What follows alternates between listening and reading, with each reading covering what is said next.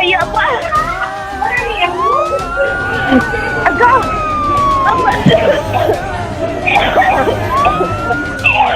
ஐயோப்பா அண்ணே ஐயப்பா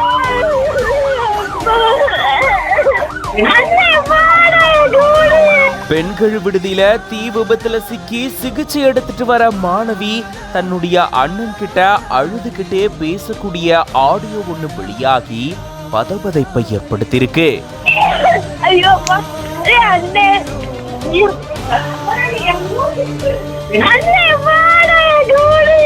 மதுரை பெரியார் பேருந்து நிலையம் பக்கத்துல கட்ராபாளையம் திருப்பகுதியில பெண்கள் விடுதி ஒண்ணு செயல்பட்டு வருது.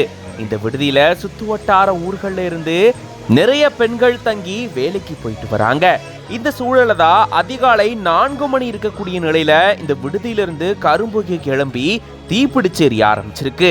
உடனடியா தீயணைப்பு துறையினருக்கு தகவலும் தெரிவிக்கப்பட்டிருக்கு. தீயணைப்பு துறையினர் விரைந்து வந்து தீய கட்டுக்குள்ள கொண்டு வந்திருக்காங்க.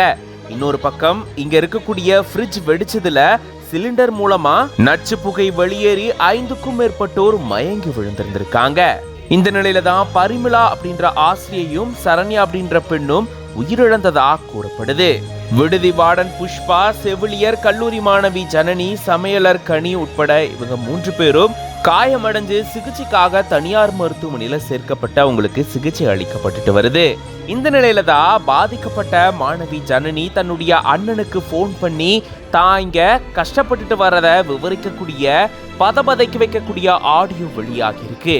இந்த நிலையில இது தொடர்பான தகவல் அறிந்த அமைச்சர் பழனிவேல் தியாகராஜன் அவர்கள் நேரடியா விபத்து நடந்த இடத்துக்கு போயிட்டு பார்வையிட்டு ஆய்வு மேற்கொண்டிருக்காரு.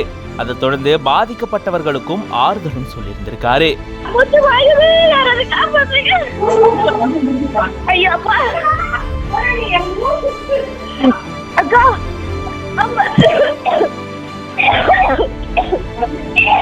ஐயோப்பா அண்ணே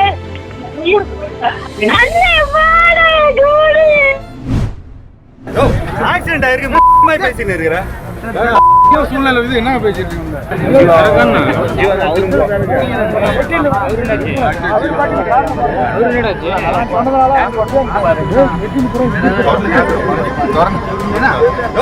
ஆக்சிடென்ட் ஆயிருக்கு பேசிட்டு இருக்கிற சூழ்நிலை இது என்ன பேசிட்டு இருக்கீங்க